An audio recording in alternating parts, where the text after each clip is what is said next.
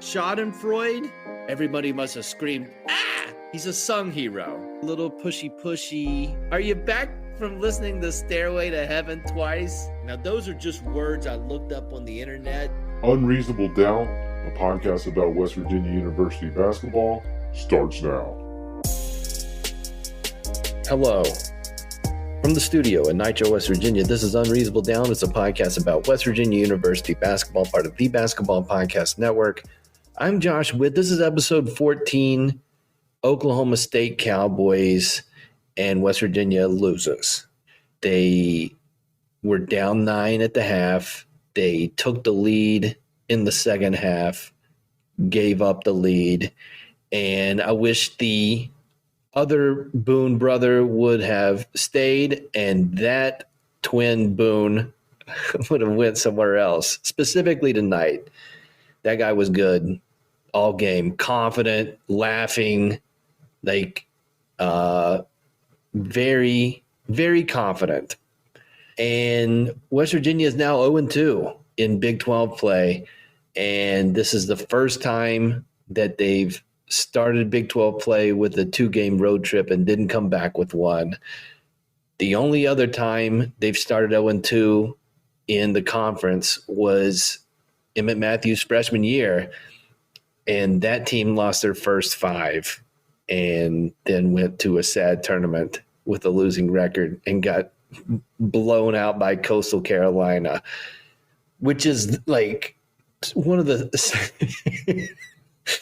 I don't want to spend a lot of time in 2023 talking about how Coastal Carolina blew our doors off in the Coliseum. That did happen the last time. That's how that season ended, the last time West Virginia lost their first 2 Big 12 games.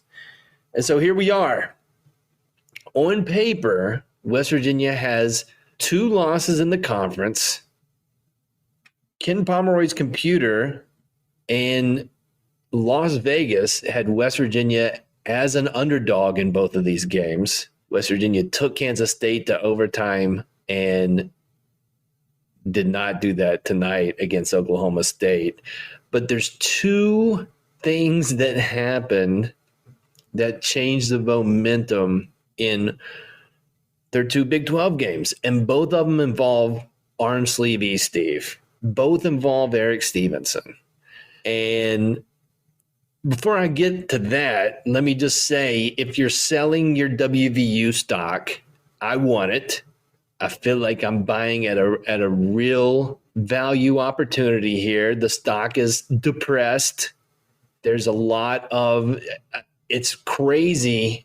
Well, it's not crazy. It makes sense that the fan base right now, not in a great spot. No, not a lot of level-headed fandomness. What is that? Can you have a level-headed fanatic? Probably not. Every game in the Big 12 is difficult, especially on the road. And you've got West Virginia making Sweet 16 runs, losing 7 conference games, losing 9 conference games. I mean, that's a thing for sure. In the season that ended in a pandemic, that team finished 9-9 in the conference. They were going to make the NCAA tournament, and I would argue they were going to be a problem. We'll never know. And so it's difficult. I get it. But Erik Stevenson. So the last game, I don't understand either one of these technical fouls. The first one at Kansas State was the contact technical. Tonight, and listen, I am not comfortable talking about how many times I watched the quick replay of what Erik Stevenson, I'm air quoting, did to get the technical foul. I guess this is confirmed that he made a gesture towards his and he didn't say a word. So for a fact, no word said. Not a fact, but multiple people are saying that he made a gesture towards his at former Oklahoma State player Marcus Smart, who I guess the Celtics are playing the Thunder. They're in town. Joe Mazzulla was in the house. Marcus Smart was in the house. But right before Stevenson did that and got called for a technical foul, which ended up being his fourth foul, and he soon found out afterwards. Erik Stevenson got West Virginia in the lead. Like NBA Jam, he's on fire streak, making shots. Got West Virginia, who was down double digits early in the second half, got them to up 2, and then that happened. So obviously he fouls out with like over 5 minutes left in the game, and West Virginia couldn't close the deal without Erik Stevenson. And so he has fouled out 2 games in a row. He's been in foul trouble. I guess, he wasn't technically in foul trouble tonight, but if you foul out, that means you are having trouble. That is foul trouble. Because kind of as a starter and as the guy who can do what he did before he did that, you got to figure out that's on Erik Stevenson. You got to figure out a way to finish games and to be on the court as much as you can be on the court. Because Huggins will play you. And Huggins, and everybody knows, despite apparently you're getting a reputation, Erik Stevenson, and let's call it a short leash on your quote unquote antics. I'm air quoting all of this. It's not just you, Erik Stevenson, but a lot of guys are talking a lot to the referees. And I saw a guy, there's multiple guys on our team that are questioning calls in the moment, like when a play is happening and they feel like they've been fouled. Not only are they saying something to the ref, they're also they're motioning the foul call that the referee is supposed to make while having possession of the ball during the game that's being played. There's at a base level, there's multitasking happening where their sole focus should be on playing the game of basketball. So not just you, Erik Stevenson, lots of guys for the Mountaineers doing that.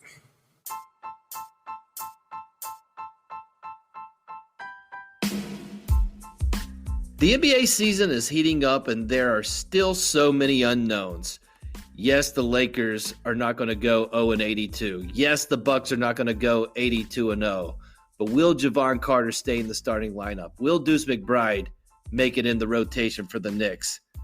When I'm looking to get in on the action, I bet with DraftKings Sportsbook, an official sports betting partner of the NBA. New customers can bet just $5 pregame money line on any NBA team to win their game and get $150 in free bets if they do. Check this out. Right now, everyone can earn up to a 100% boost with DraftKings stepped-up same-game parlays. Go to the DraftKings Sportsbook app, place a same-game parlay, and combine multiple bets like which team will win, total rebounds, and more. The more legs you add, the bigger the boost, the bigger your shot to win big. The DraftKings Sportsbook app is easy to use. You can do your same-game parlay. Really easy, gives you the odds. Definitely check it out. So download the app now, sign up with code TBPN, place a $5 pregame moneyline bet on any NBA team to win their game, and get $150 in free bets if they do. That's code TBPN, only at DraftKings Sportsbook. Minimum age and eligibility restrictions apply. See show notes for details. You can't. You gotta be available. Was that a bad call? I say yes. Because what is the rule on what you can say and what you can't say? Because he didn't say anything. So then what's the gesture? Can you do like a thumb across your throat? I don't know. Can you point two fingers in the air downward, your pointy finger and your pinky finger when you play a certain team? Apparently you can't do that. Can you scream "and one" as loud as you can? Absolutely. Can you stare through people's souls? Absolutely. But there's no hard, fast rule on what gets you a technical and what doesn't get you a technical. And that's my problem with calling one there. He didn't stare through an Oklahoma State player's soul. He didn't stare through a referee's soul. He talked to the referee a lot. I saw that when after the replay that I watched more times than I'd like to of what transpired, and then you get back to live action, Erik Stevenson still talking to the ref a ton, way too much. And so that's on him. He's got to figure that out. And it's not just me saying that. Huggins after the game said, yeah, if he does that again, he's packing his bags. If he is hurting the team by drawing a technical foul, I don't think he can come back to the bench and say, Coach, that's not on me. I don't think it matters at this point. Huggins is done with it. So that's where Stevenson is at. And so arguably the most important player for West Virginia, some could argue Matthews, Trey Mitchell is solid. There's a lot of good guys on this team, but the team is its best when Erik Stevenson is playing. And so there's the dilemma, is that Erik Stevenson, I don't want to speak for him, would tell you, I talk a lot. It's a bit during the season. Huggins is saying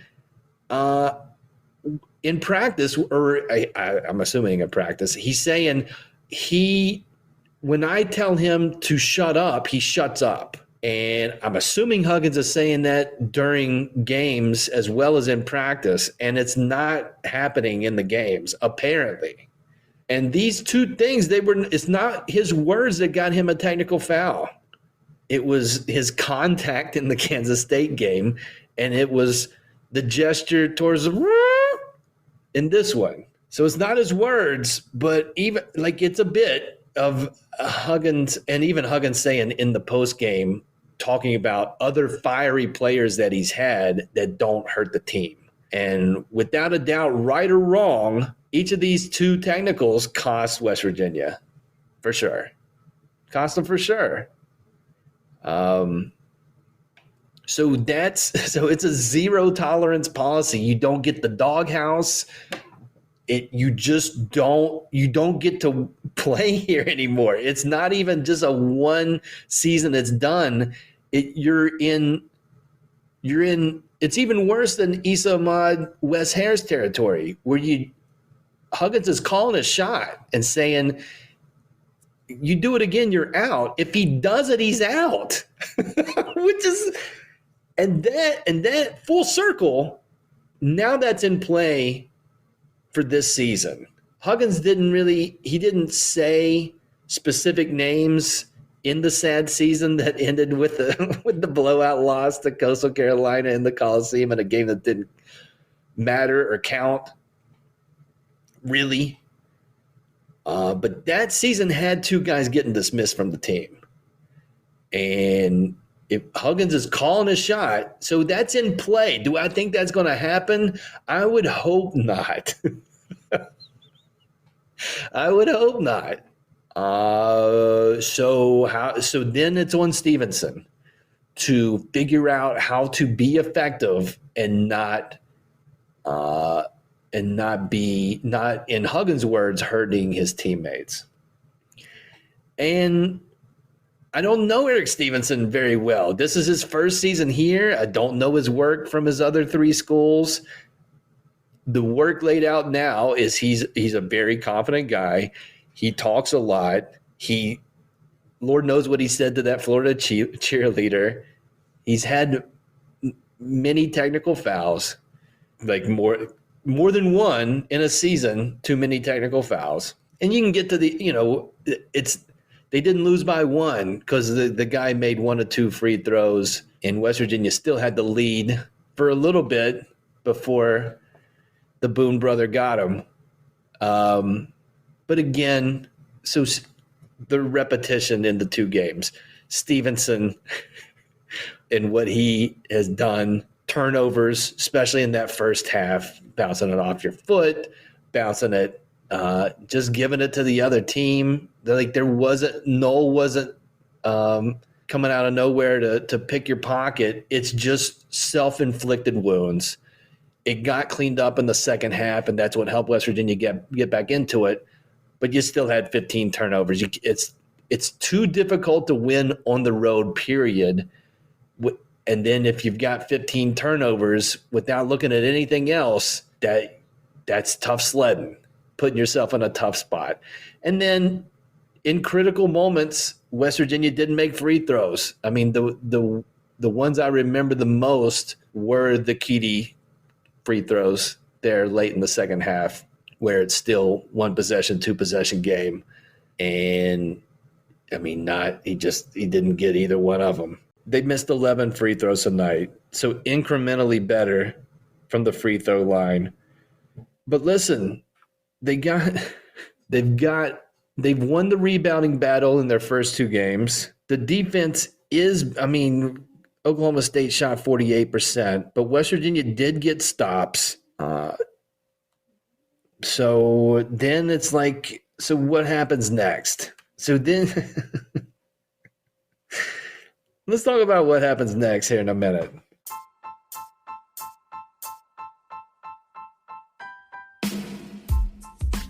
Are you a DC person or a Marvel person? You know the difference. DC, Superman, Batman, Catwoman, Robin, DC, Justice League, Zack Snyder. Isn't he in the DC universe? Then you got Marvel, Iron Man, Black Panther, Doctor Strange, love, Captain America, Captain Planet. Is that right?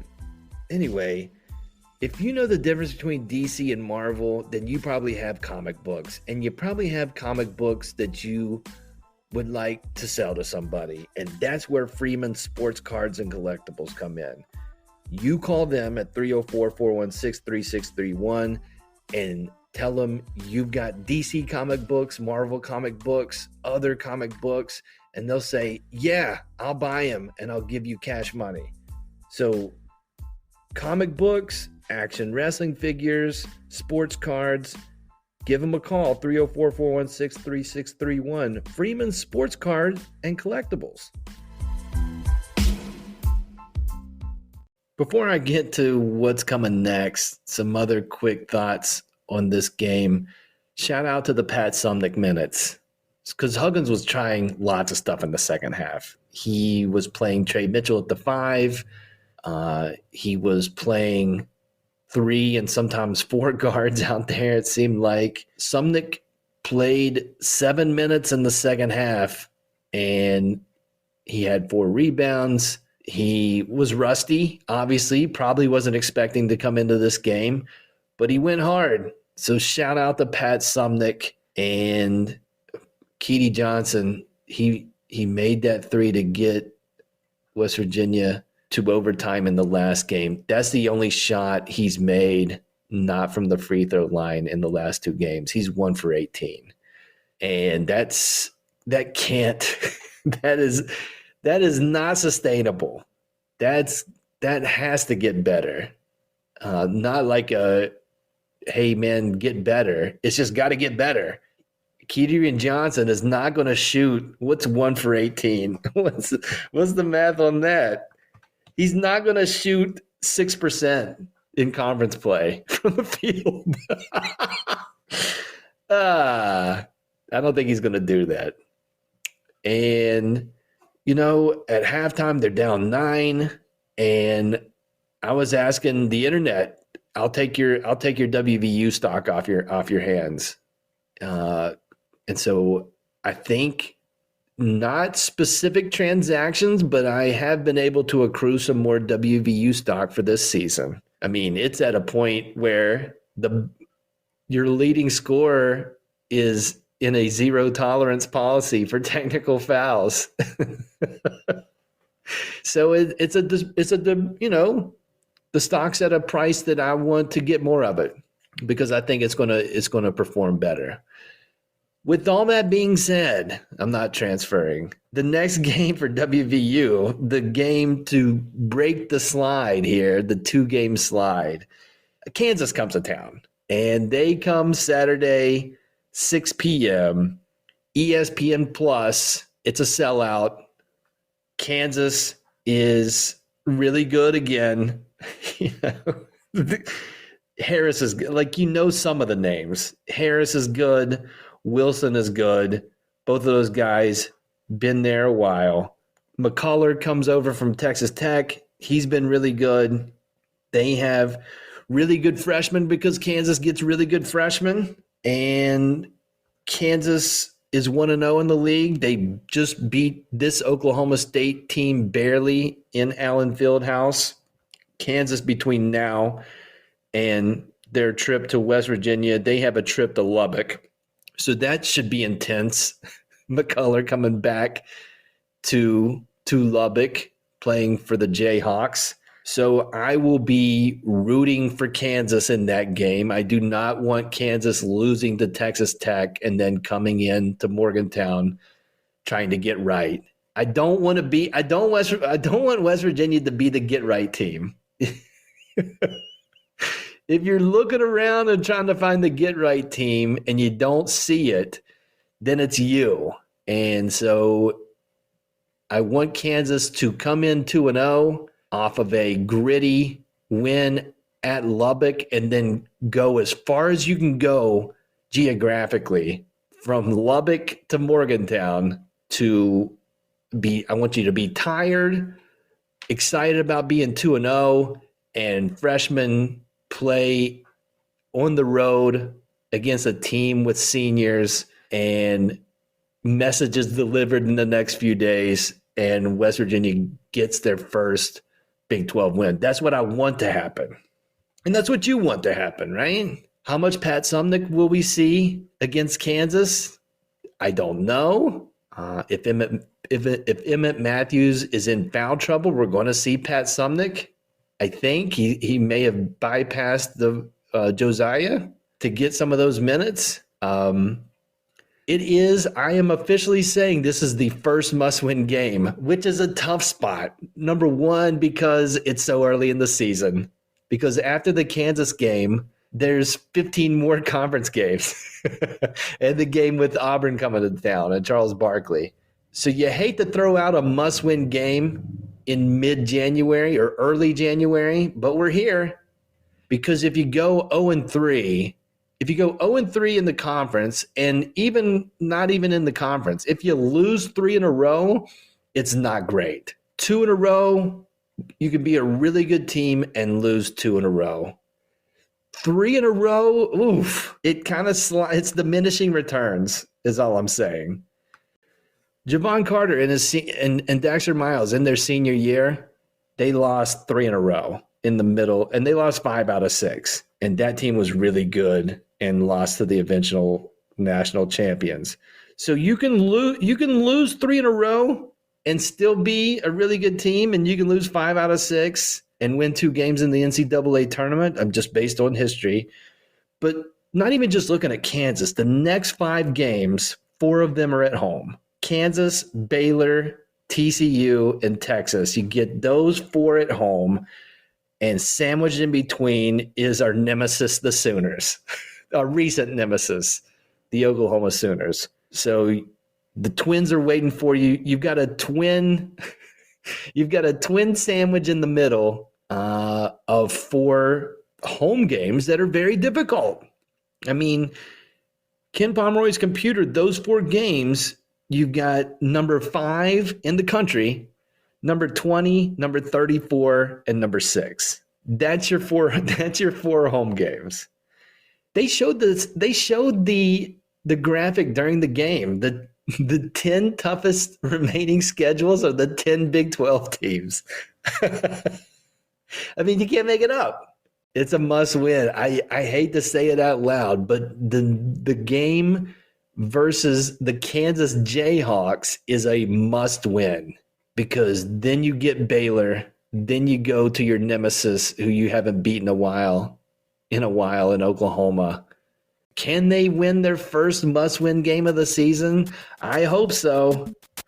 That's it for this episode of Unreasonable Doubt. Listen on all the platforms or just pick one. Until next time, I'm Josh Witt. This has been Unreasonable Doubt, WVU, for the 2022-2023 season. They have 10 wins and they have 4 losses. Good buddy.